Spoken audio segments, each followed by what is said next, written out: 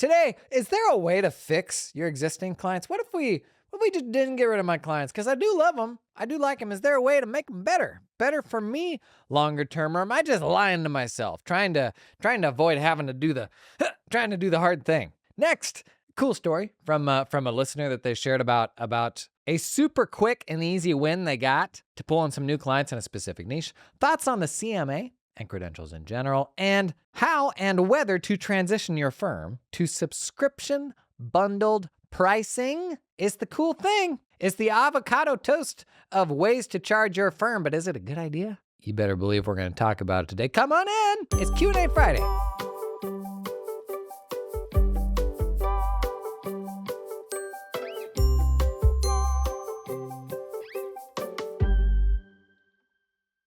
Jessica Spencer left a comment the other day. Jessica just spilled her oatmeal. Everyone always talks about getting better clients. I really enjoy working with the micro/mom and pop and new businesses. I know everyone with experience says it's impossible. How do we make these clients better instead? Hopefully, all the new tech will help. I got so many thoughts about that one. You love working with mom and pops, micro business, but they may not be great clients. And this all really boils down to how you define great clients. And let me just start this by saying, don't let anybody tell you how to run your firm, okay? The whole point of being able to have your own thing is to be able to make it whatever you want it to be. Oh, what was it the other? I got to find it now. So modern philosopher Alex Hormozi said the other day, something along the lines of, if you can't explain why it is you believe what you believe, then it's someone else's belief. And oftentimes we get sucked into like the collective groupthink of how to run an accounting firm because honestly, we may not even know what we want. And I know this is often a struggle for me as I'm curious about all these different things, but I don't really know what I'm going to enjoy until I do it. And even that evolves over time. But it's an easy trap to get sucked into running a firm the way somebody else tells you, or in the way that's going to be most quote unquote like impressive or in vogue on insert social media platform here. When the reality of falling into that trap is you've now done the hard thing of going out to build your own thing and you're building it for somebody else, right? Who was this again? Jessica? Sorry about the oats. But if you want to run a firm working with micro/mom and pop new businesses, do it. You can do it. They may not have a bunch of money, but let's also level set on what quote unquote bunch of money is. Because you can run a accounting firm that will pay the bills and put food on the table with clients that don't have a whole lot of money. And so a big time trap here is our view of what a lot of money is and our need for a lot of money. It's oftentimes, I'm making 80 a year right now, but these clients aren't going to get me to 150 a year, which is what I really need. Do you? Really? I don't know that you do, because somewhere in that threshold, like in that range, is a crossover point where money's not really going to have a big impact on your happiness. In fact, I think beyond that threshold, freedom is actually freedom of time, not more money. But too often we keep growing for growth's sake to find more quote unquote success, and in the process lose control of our time, which is all that really matters at the end of the day, right? Man, that's the only thing you can't buy more of, unless you're Brian Johnson. A couple people like that joke. Just to get real technical about this, is there a way to make clients better clients? There is. You can ultimately, the way that you engage with your clients will have an impact on how much they value what you do. And you can also straight up be a better advisor. Not all advisors are made the same. Man, isn't there a huge spectrum of how helpful a quote unquote tax preparer is, or a quote unquote bookkeeper is? I mean, those two terms, in their most strict sense, are so limiting, are so small in scope. So much so that I think even the people who would proudly say, you shouldn't talk down about the framing bookkeeper. I'm proud to be a bookkeeper. Or you shouldn't be talking down about a quote unquote tax preparer. I'm proud to be a tax preparer. Those people who feel that pride, they feel that pride because they're so much more than a bookkeeper, or they're so much more than a tax preparer. A tax preparer puts numbers in a box on a form. We have software that is tax preparer. A bookkeeper classifies transactions. A bookkeeper isn't even responsible for making sure the financial statements are correct. The people who do that really well are great advisors to their clients. So the way that we interact with our clients will dictate how much do they value what we do. the stuff that we actually deliver, and these are two different things, the stuff we actually deliver will have varying levels of impact on their business. So for example, if all I do is classify the transactions in their QuickBooks file versus taking over their back office and freeing up a half an FTE for them, those are two very different values and framing of values for what you do, right? And if you're able to communicate to clients to get them to understand the value of what you're doing on an ongoing basis, they will actually see that. So the value that they assign to it is closer to the value that you assign to it. All of those things can make them, quote, better clients. But the whole framing of even just calling them, quote unquote, better client, it almost feels a little slimy, doesn't it? Like we're trying to make them into something that they're not. And like construed the wrong way, better clients could be interpreted as clients with more means. And at the end of the day, like the quote unquote best for your business through the lens of pure capitalism and financial optimization, that better client is a client who has lots of money to pay and also has a willingness to pay it to you. And the trap here, if you are going to say, these are the people that I'm going to serve, I know that there's people upmarket from this that I could serve that would pay me more money, and it would mean I could get the nicer trim package on my Camry. But the trap here, if you do stick with that client that is not financially optimized, or however you want to frame that, is oftentimes good clients can disguise themselves as bad clients simply by not having a willingness to pay. And those are the ones you got to watch out for. Is sometimes you have people where they're just cheapskates and you're giving them a tremendous amount of value and they're going to squeeze you and take it for as cheap as they can get it. And I'll be totally honest, I had a lot of those mom and pop clients who were cheapskates, and I could show them. I can literally solve this problem for you that is taking huge amounts of time of your employees that you're paying a lot of money. We can solve these problems for you and you need to pay us this for it. And they're like, well, what if I paid you this to do it instead? And I'm like, no, that's not how this works, bub. So yes, you can serve those people and stick with that. Just make sure that they're not taking you for a ride. Make sure that it's not because you're afraid to do the harder thing, which is maybe kind of an existential thing you may struggle with here is, do I actually really love working with these people because I just so much don't love having to let them go or having to disappoint them? There were times in my career where I think I convinced myself of this. We've talked about this on the podcast before, this whole notion of doing low bono work and letting these I won't say freeloaders is too extreme of a term, but letting these people just hang on to your client list long after they're an optimal client for you. These people, you never spend a single brain cell thinking about what's best for these people, yet you leave them on your client list because it's too stressful to think about getting rid of them. If you're not thinking about these people, they will be better served by somebody else. We do have a lot of these folks that hang on to firms and they're getting a discount and they couldn't possibly pay your current rates. Meanwhile, they've got an $800,000 home, Jimmy's in private school, they can afford an $800 tax return instead of a $600 tax return. They're just not willing to part ways with that money for you. That is low bono work. And that I'm just fundamentally not a believer in. And oftentimes similar to watching out for convincing yourself, oh no, I like these clients better.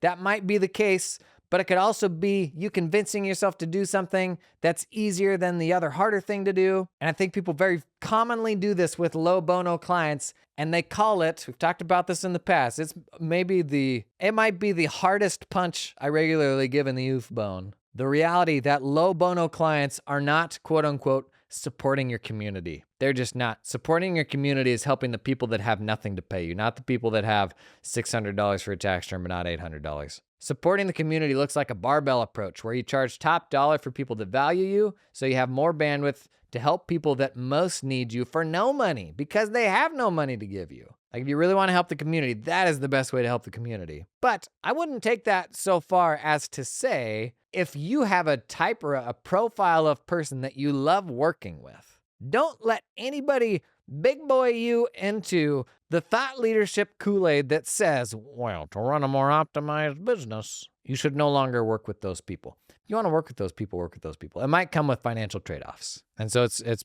a bigger question of, are those trade-offs worth it? Also keeping in mind, am I pushing to a level of financial means that's unnecessary? Because honestly, most of the people that run in accounting firms, we are way beyond what's necessary. And if you could look back 5 years ago at the person who started that firm who's like, I just hope that I can make my W-2 back. I just hope I can make my wages. And they look at you now, that person would be like, what a little silver spoon. You're making so much more money than they could have ever imagined. Yet we're still like busting our butt to do more for some reason. It's a great question. Can I just keep serving the people that I enjoy helping? The answer is yes. And that is one hard thing about what I do is I'm all about running the smartest firm that you can. But as long as everybody's interests and motivations are different, like there is no such thing as one size fits all. That's why I have such a problem with frameworks for how to, like the one framework to rule them all to run your accounting firm. There's definitely stuff that's a bad idea and stuff that's a good idea. But if somebody tells you how to run your firm, doesn't it kind of defeat the purpose? Yes, we want to pick and choose. We want to like pull in the stuff to like understand best practices and learn. Like it's not to say that you're always going to know better than everybody else, but there's a line there where it goes too far and you end up running somebody else's firm. And that'd be a big time bummer. You don't want to do that.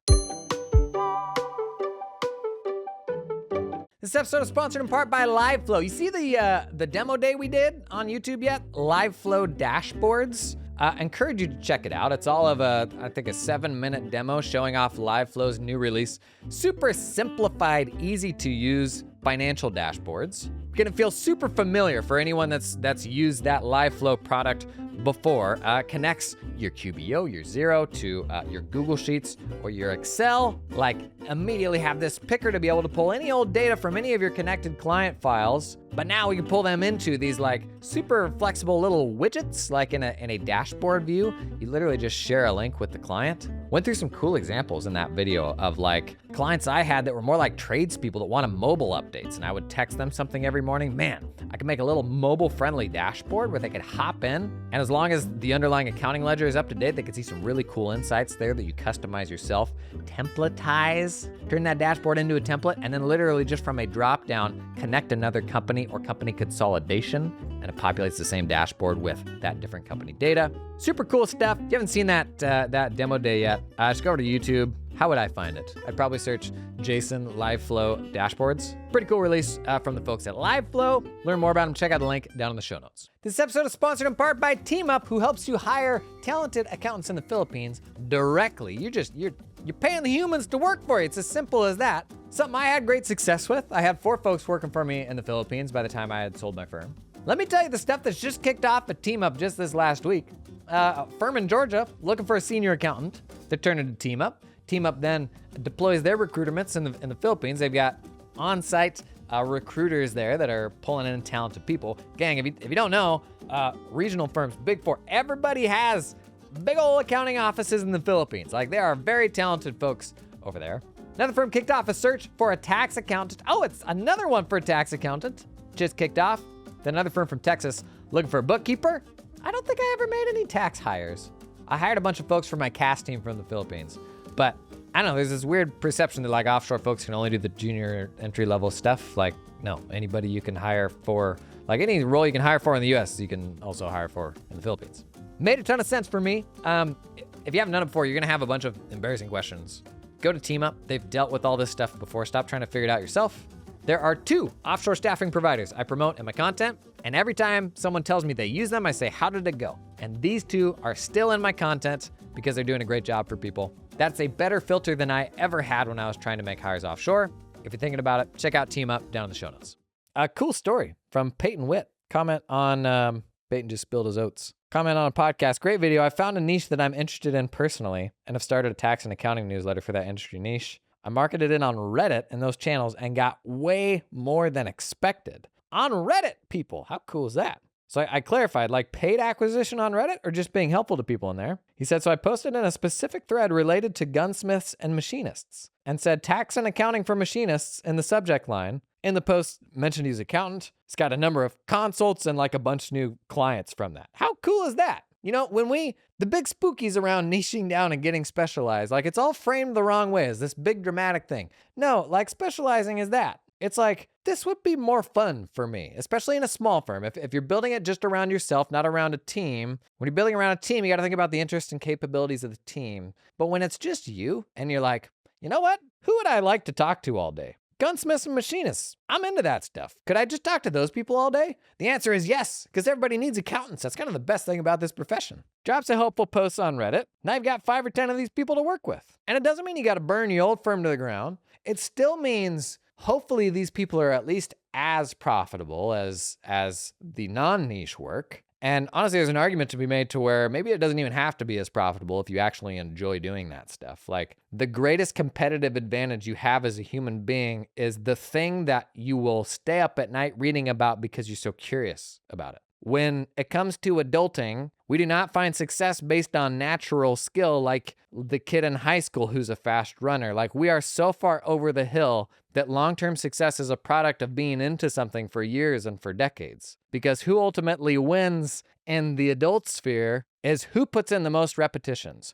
Who did that thing more times, put more money into it than anyone else would think was reasonable. Those are the people who are prolific at that thing. That's me on video. I put more time, more money into video than anybody else, only for everybody to now be like, you're such a natural. That's just the reality of getting good at anything. And if you want to put in more repetitions than anybody else and it not feel like work, because I don't want to get there by killing myself more than anybody else. I want to get there because it's something I enjoy. Maybe I'm super into golf. Maybe I'm super into video games. Maybe I'm super into boat building. There's a path to building a specialization that is following the stuff you're into. It's the greatest competitive advantage you have is your interests. A lot of people say following your dreams is the worst advice you could possibly get. Following the thing that you're into. A lot of people say don't make your hobby your job. I can understand a lot of the arguments behind that stuff. But if you go out on your own and start your own business and you do your own thing and you're in total control of your schedule and your life strategy is to actively avoid the things that you enjoy, as a hot take, that just doesn't seem like the move to me. Maybe I'm wrong there. Good for you, Peyton. It wasn't like a social media strategy there. It wasn't like, oh, let me make this machinist landing page. It's like, I'm just going to post this helpful thing on Reddit. And he's got a newsletter for him too. I love that. Crazy niche newsletters. Love that. Okay. Thoughts on CMA. This is from T-Bone. T-Bone just spilled his oats. Thoughts on CMA. I don't have like specific thoughts on CMA so much as credentials in general. I've never really been a big credential guy. And I'll be honest, a lot of these things, I think it's completely normal for people to be like, I'm not into that thing. Or, you don't need more money. Or, you don't need a credential when you have money or when you have a credential. And I'll be very honest, there's like so many things about the advice that I give now where it's like, yeah, but you wouldn't have said that until you got there. Like the whole machismo around like, building a $1.8 or $1.5 million practice in 18 months and like how I ultimately didn't enjoy that and I'm not super proud of it. Like, I think I can only say that because I'm on the other side of it. And had I not done that, if I see somebody like me saying that, I'd be like, yeah, no, but I still have to do it so I can prove it to myself. And credentials is probably one of those things too, where when you don't have a credential and you see other people have credentials and then you see people say, wow, look at that impressive credential. You feel like you need to get a credential. And I think that's only natural. And so I can only offer perspective from the other side of credentialdom as I have a CPA and I'm therefore extremely smart. I'll never forget how I felt after getting a CPA. I'm like, oh, this is all they knew. I always thought they were smarter than this. Not a big credential guy. Even when you have a credential, if somebody's buying your services or engaging you according to your credential, you've already lost the battle. Because while you have elevated yourself above everyone without the credential, that's still a really big number of people. I want to be like one of 3. I want to be like the guru in a specific domain. I don't want to be one of 10,000 CPAs or CMAs or whatever it is that they could have engaged. I think you've lost the battle at that point and you're not really going to be able to command much in the way of like premium prices for what you do. Now, credentials are worth it when you want to do it, when you want the credential and that learning you think will be valuable for you. That's a completely legitimate reason to get the credential. They're also legitimate if you need the credential to do a specific type of work, which is the case sometimes. But otherwise, credentials are going to be the last thing I lean on when it comes to marketing. The way that you build a career as a professional these days is you pump value into the world so that folks then value you, not your credential. And I know that sounds super woo-woo. Wow, pump value into the world. Gang, that's the reality of how the world works now. The fact that everybody spends their idle moments scrolling an algorithm even in the last 36 months. I mean, there used to be a reasonable conversation you could have around my clients aren't online. Really, who's not online now? I mean, everybody is online. Online is the newspaper. Online is everything. And if you are willing to consistently put value out there to a specific type of individual, the people who will engage you are engaging you because of that value that you put out, which by definition makes you one of one. That's the goal. That's how you win these days. And people are still stuck on, I'm not an influencer. It's not being an influencer. It's being a 21st century professional. Not 21st century. Wouldn't be the aughts. Maybe not even the tens. It would be being a professional in the 2020s. Honestly, there's no bigger opportunity than that, just showing up and being visible, because you can't will into existence the opportunities that will afford you when those people see you every day. Today's episode is sponsored in part by Client Hub. It is practice management season. You know that. You're looking around, am I on the right platform? When it comes to picking a PM, Client Hub says it comes down to the 4 C's: capabilities, client experience, clarity, and community. Today, we're talking about community. You know I'm a big old fan of community. But is your PM platform? Are they in the community? Are they excited about the profession? Do they participate in community events? Client Hub, it's a small startup that was co-founded by a former firm and top 100 pro advisor who knows a thing or two about accounting firms. When you adopt Client Hub, you don't just get a practice management system, you become part of a community. As part of Client Hub, you can ask questions, get advice, share your perspectives, all with a welcoming community of small firm accounting professionals like you.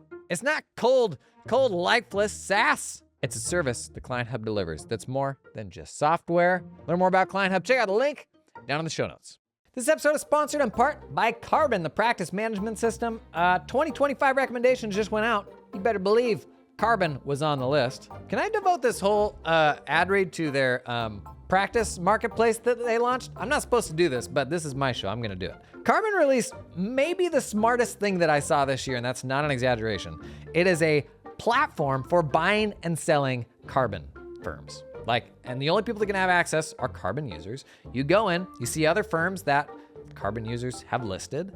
Because isn't that such a huge part of doing acquisitions is tech migrations? Oh my gosh. Do your tech stacks align? Makes a really, really big difference. And Carbon can make a pretty compelling argument as a result of this that your firm might literally be worth more if you put it on Carbon. That's what makes this so smart to me. Especially if we think about all these firms aging out. And everybody's like, I'm not gonna touch it because the tech stack's awful. If a bunch of these firms modernize their systems, came to Carbon, think about the marketplace that opens up when all the other firms there can see what they're doing. And the notion of merging those things just got way easier. Even on the back end, they've got some cool ways to either combine those practices or continue maintaining them as 2 separate instances of Carbon. Super, super smart stuff. To learn more about Carbon, check out the link down in the show notes.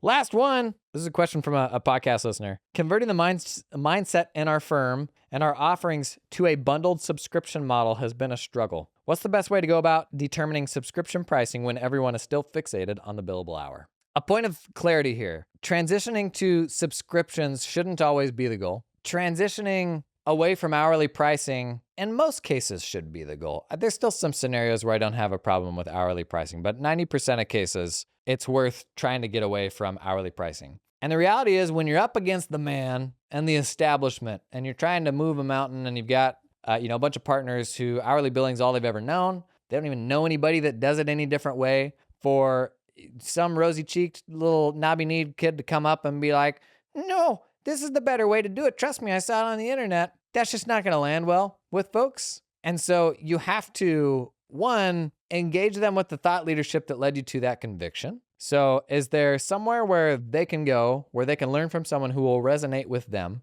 And oftentimes that's not going to be somebody like me. Somebody who's been in the profession 40 years is going to take one look at me and turn their brain off. So is there somewhere where they can go, where they can learn value pricing or something like that, at least get a taste of it to understand that this is a legitimate thing that firms are doing successfully? But then get real tactical about how do we just get some easy wins here and baby step into it? Because if you jump straight to, Orion Lozanis LinkedIn post about the best, most AAA, perfect way to price and bill all of your projects, that's 20 steps of Kevin Bacon away from where those people's mindset are right now. And the goal needs to be like, how do I get them to the next step or the second or the third or the fourth step? And I can tell you how I did that in my firm because I had the same problem.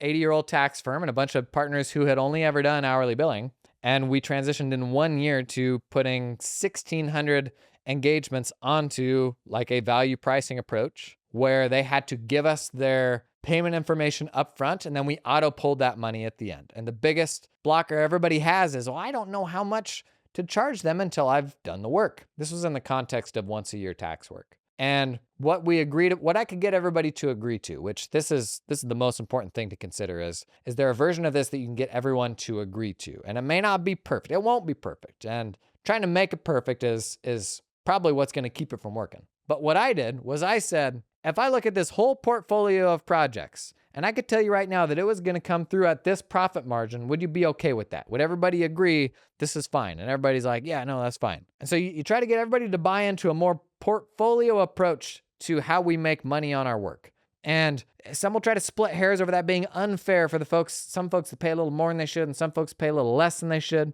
Reality is that happens everywhere in business. But what we did is we took what everybody had paid last year. We put some sort of increase on that in their new proposal. And the agreement that I made with the partners was basically, if this falls between 90% and 130% of what we expected, then it goes straight out the door and gets auto-billed when it's done. So they had to give us a payment method up front that we would charge at the end, but it was also the first time that they could see the price up front, which is a big improvement because the last thing you want to do, send them a big old bill at the end and they will never even pay it. They just did all that work for nothing. So the clients could see the prices up front now, and they appreciated that. And we made it very clear that this price is assuming the same scope as last year. And the partners got on board. Yes, as long as it comes through within this percentage threshold of what we expect, then we're good. I don't have a problem with time tracking. I think the evils of time tracking come down to incentives and the pressure we put on people for time tracking. I'm a big time advocate of time tracking still. If I got a remote team, I want to know if somebody's putting in 90 hours and they don't want to or something like that. Like, I don't have a problem with time tracking. And what ended up happening that year was over 95% of those projects were able to get auto billed. And you know what? On every single one of them, we didn't know how much work it was going to be until we actually did it. But you know what everybody loved? Is all the partners, they didn't have to bill every single one of those projects. The clients, they loved knowing what the price was going to be up front. Anytime we're changing something, people will fixate on what they're losing, on the risks. And that gets way more of the focus than the upside. But this was how I baby stepped the firm into something better. And that was kind of step one. After that, we could build on that. We could do more interesting things. We started offering, different types of packages for those people that they had never been exposed to before to let more premium people opt into more service. And in some cases, year-round service. And this is where we shouldn't try to force subscriptions where they're not necessary. I'm totally into like the value of subscription business and how from a cash flow standpoint, that's fantastic. It's actually why a big reason why I wanted to build a cash practice was just that year-round cash flow is really, really nice. But if you're doing, say, once a year tax work, don't try to shoehorn that thing into a year-round subscription. Unless value delivery is happening consistently throughout the year, it feels really forced. It creates some headaches, and I don't think it's worth doing. It may be an argument to getting to where you are delivering year-round service to your clients. Like if you can find a way to do that, the fact that it's then much more reasonable to do subscription offerings, like that's a great upside of getting there. It's a little hard to do with tax work because most people don't need year-round tax support. At most, they need 2 tax projections a year.